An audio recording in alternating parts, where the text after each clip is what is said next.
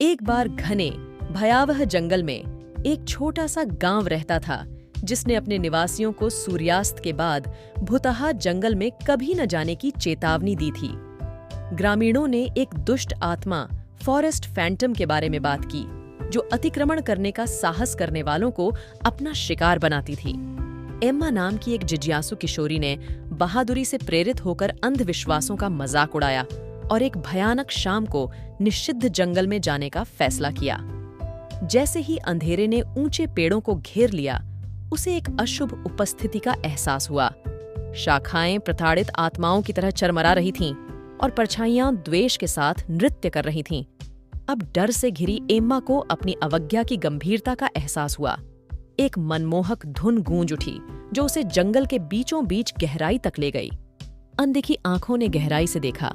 अचानक एक भूतिया आकृति साकार हुई। वन प्रेत। यह शब्दों से नहीं बल्कि ठंडी फुसफुसाहटों से बोला गया जो एम्मा के दिमाग में घुस गई। आत्मा ने खोई हुई आत्माओं की कहानियां सुनाई और उसे प्राचीन ज्ञान की उपेक्षा के परिणामों के बारे में चेतावनी दी। भयभीत और पश्चाताप करती हुई एम्मा ने दया की भीख मांगी। फॉरेस्ट फैंटम हालांकि कठोर था, उसने उसकी आंखों में ईमानदारी देखी।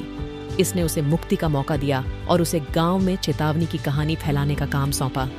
एम्मा, जो अब दीन हो गई थी, अपने कष्टदायक अनुभव को साझा करते हुए गांव वापस चली गई। ग्रामीणों ने अपने पूर्वजों की बुद्धिमत्ता को अपनाते हुए उसकी चेतावनी पर ध्यान दिया।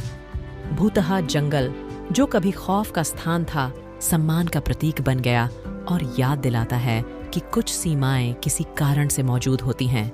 अपनी कठिन परीक्षा से बदली हुई एम्मा ने अपने शेष दिन प्राचीन ज्ञान के संरक्षण और अज्ञात का सम्मान करने के महत्व की वकालत करने में बिताए।